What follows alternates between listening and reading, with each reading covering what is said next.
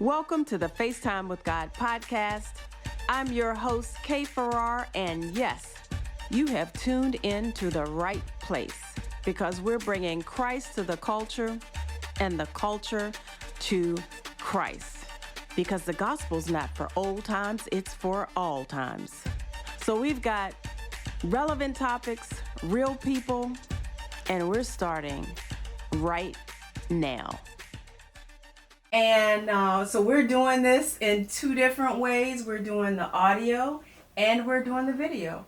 So for those who have the privilege of seeing the video, you see two beautiful, beautiful Black people in front of you right now. And it's so interesting. And I'm going to talk to my teammate that you guys can't see if you're on video, but it's okay. She can chime in when she wants to as well.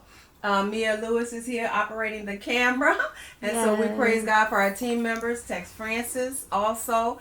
April Branch is one of our team members. And also Kwesi Harvin, who is, her son is going to be a guest this evening as well.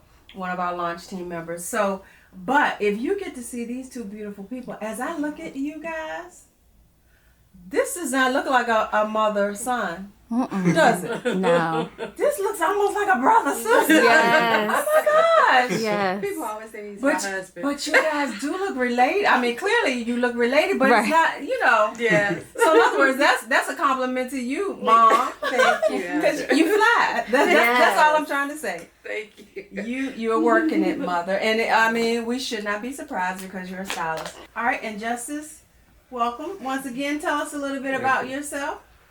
Hi, my name is Justice, and I'm a chef in training.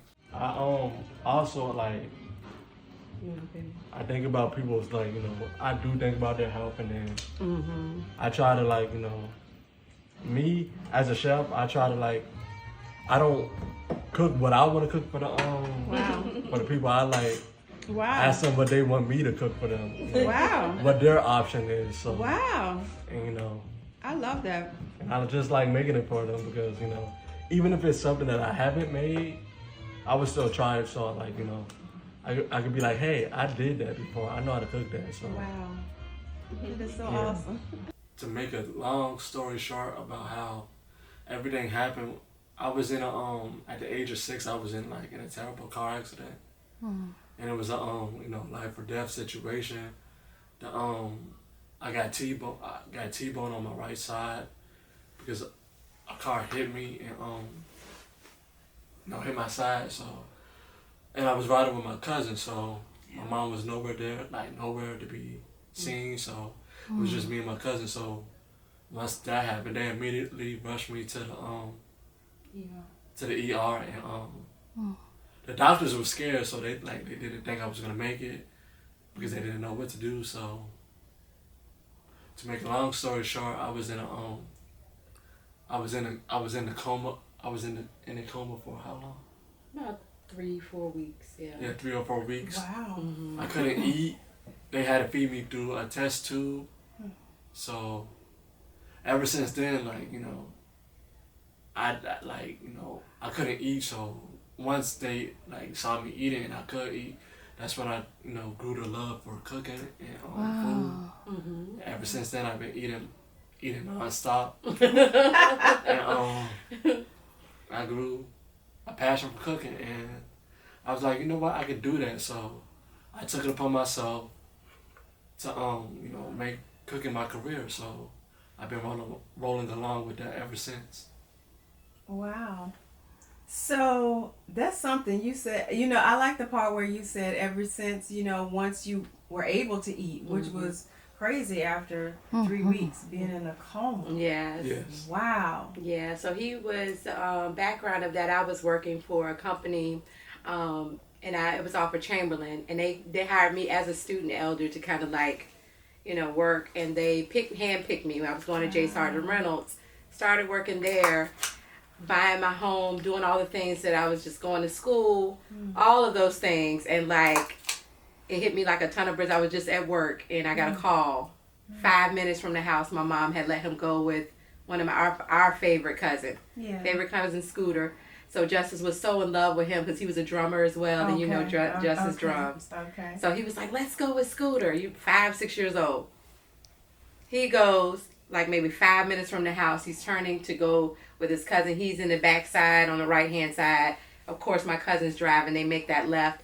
They said that it was a Ford F-150. It just kept coming. They never stopped. Because you know how you have to yield? They just kept coming. Yeah. So they used the jaws of life to cut him out. And so they called me. I don't know how I got to that hospital, MCV, because I lived there for like 3 months.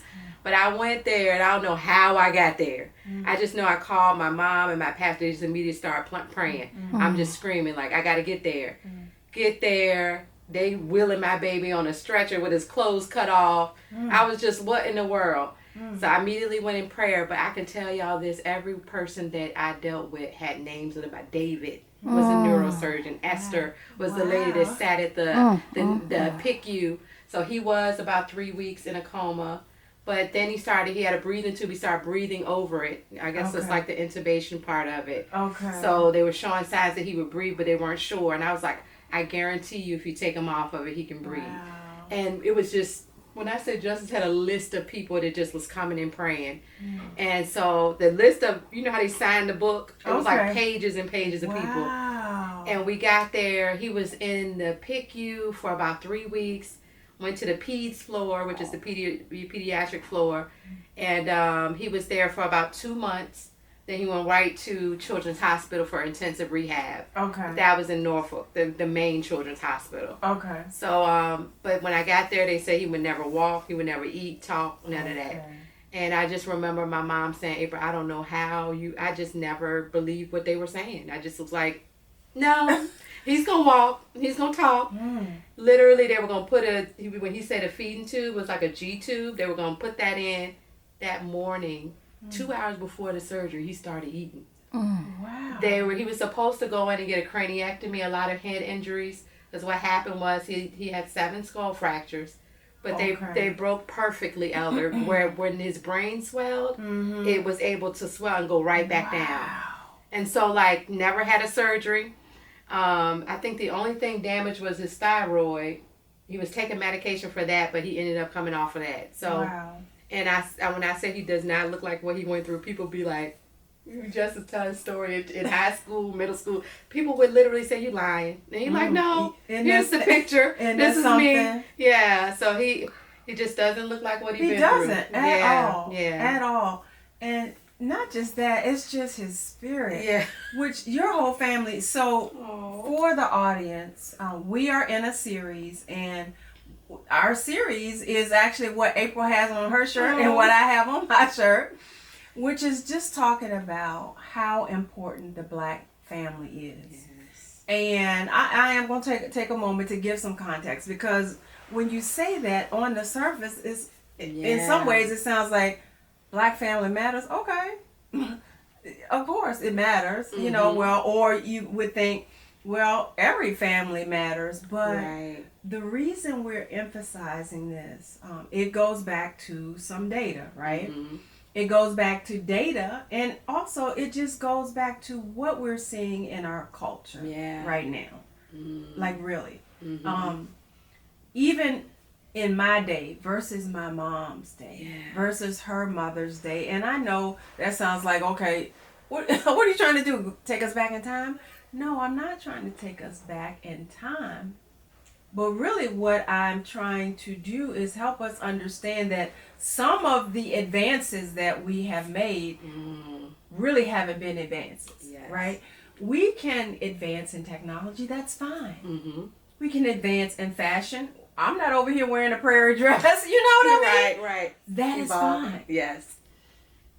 But devaluing or not giving the proper value to our children that our parents did and our grandparents did, meaning taking the time that we need to take with our children, reading to even basic things like reading to our young children. Yes. If we were to take a survey of current parents right now in their 20s or what have you, how many of them are, and in the Black community, how many of them read to their kids every night? Wow.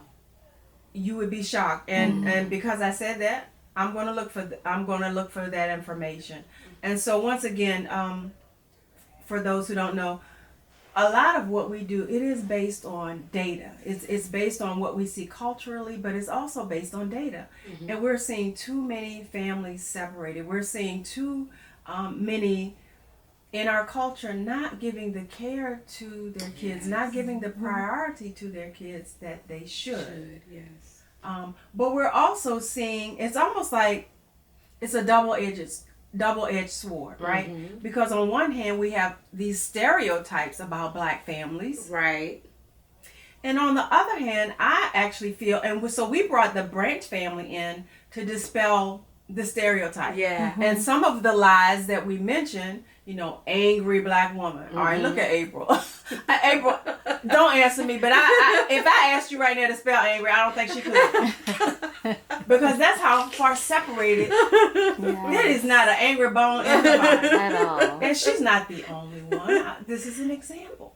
So once again, the angry black woman is a stereotype, Yes. right? Yes. The flip side of all stereotypes are, though, that there are some examples of it. Yes. Okay. Yes.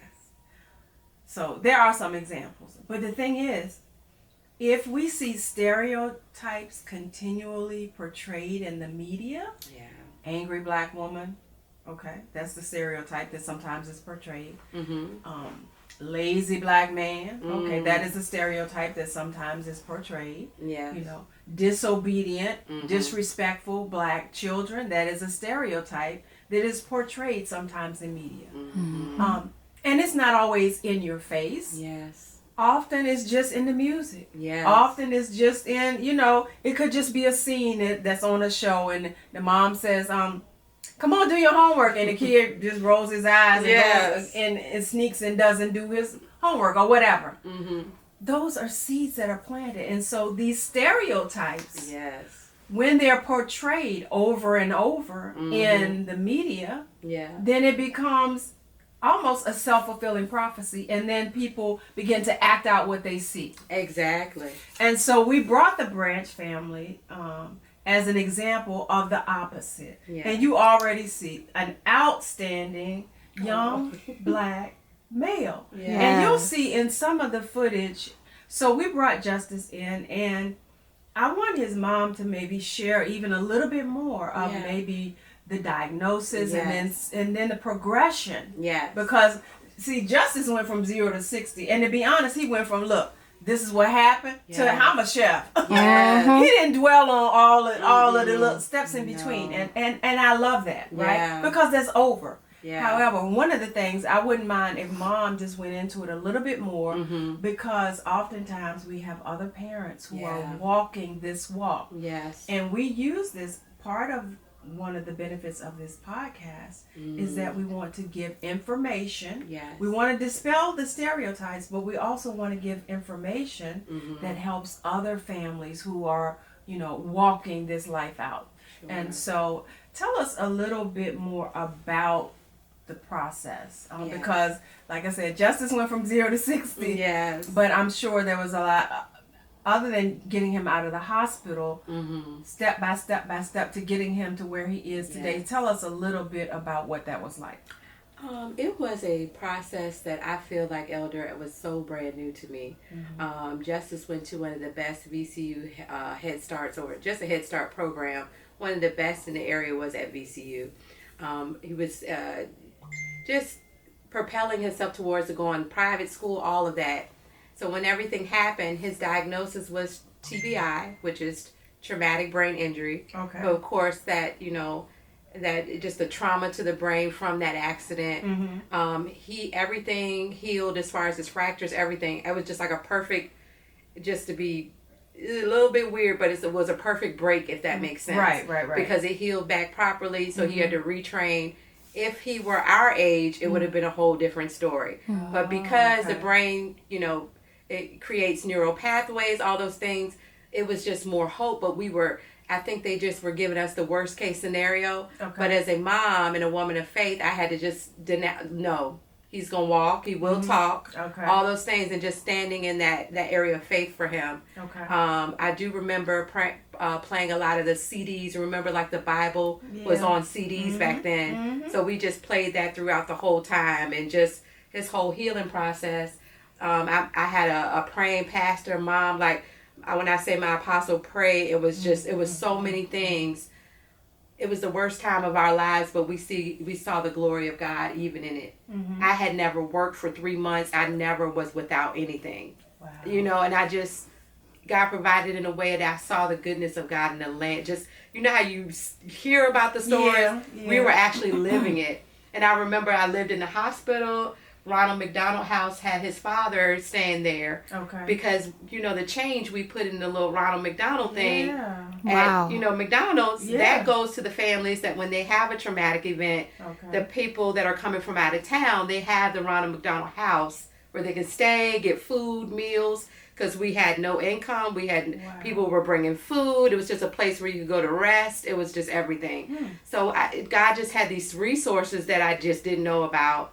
So with him, they, you know, of course, school, IEP, everything planned into place. Because, you know, with a lot of black families, they put an IEP on a lot of the young black boys because they're saying, hey, they might have an emotional issue, mental, whatever. Okay. Justice had a justified reason to have an IEP in place because there were delays there, but at the same time, his short-term memory wasn't affected. Okay.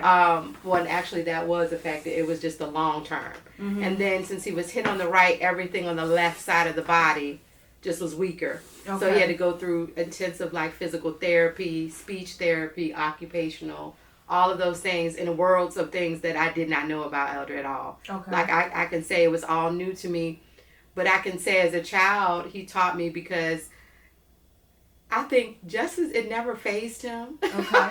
He just was just like a happy person, like even through all of the therapy, I think I was worse than you were. I just was so worried and so anxious and times when I would speak the word and just be a woman of faith, but it would be justice that would have me, because he had that push and that drive. Right. Even when it came to deciding what he wanted to do for a career, he just knew. Like all these teachers would be like, how does he know right away what he wants to do? Wow. Because of his testimony, he just was like, oh, I couldn't eat. Now I'm going to create meals and I eat. And that's his therapy. That's how he's like learning and trying new things. And I had no idea it was helping his brain, you know, form back and do all those things and create the pathways and things. So he loved it. I said, you like it? I love it. So culinary school through high school. He did bakery and pastry his last year of high school, which was your senior year. He went off to Wilson Workforce and got certifications there and worked in food service there. Okay. Justice was working in the dining hall on campus and just loved, like, even now he just knew what he wanted to do. Like, and I admired that even as a parent, because I just, you know, we have to kind of find our way. He just kind of knew, like, all the way since, I think, middle school. Yeah. And so you defied all odds. Yes. Like, clearly. Thank you, Jesus. And so even today is, because I talked with someone earlier and they said they went to the doctor and they ran a bunch of tests and the doctor was like, hey, you don't feel it? They were like, no. And it was like, well, according to this, you should be in pain. Yes. So by the test, his medical tests, do they still show up the opposite of how he performs now? It does. Like when I say Elder had Wilson, there was all these kids there with different disabilities. They're on medication. Okay. Justice had no medication. Okay. He went back, got his blood tested, all the things. They were checking his numbers. The thyroid, he took hydrocortisone for years. Okay. But then that started regulating, so he stopped having to take that. And when I say I didn't realize how, you know God is doing it, but when I saw all the number of kids at Wilson that had different ailments and different things, and even some in wheelchairs, and I said, Lord, it just wasn't his testimony. He does not look like even his numbers, so the numbers still would say everything. Contrary to how he's performing. Yeah. Okay. Yeah. And definitely. Wilson training, what is? Wilson Workforce is a wonderful program out in Fishersville. Okay. It's sort of like an on-campus Heard of technical center. You know how Okay. Job Corps is? Okay. But this is for kids that have the disability, whatever's going on. But Okay. they know what track they want to be on. Whether it's Okay. like, hey, I want to be a mechanic. I want to be a plumber. I want to, even they have like food services where the people that do stockroom stuff, Yeah. is that right? Yeah. Yeah, all of those things. Dishwasher, anything Okay. they'll get you prepared, certified, test.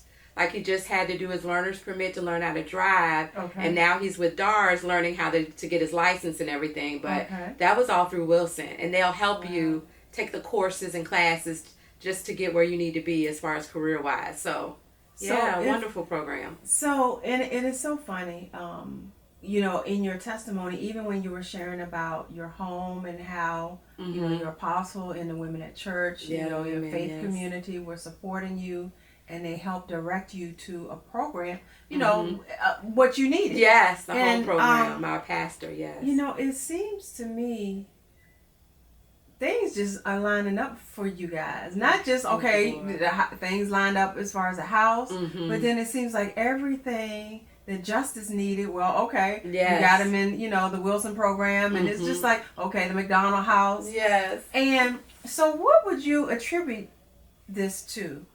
Like other people go through these accidents, similar type of situation. Other kids were at the, you know, had similar diagnosis. What would you, if you had to just break it down to the bottom line, what would you say the difference is for you and your family?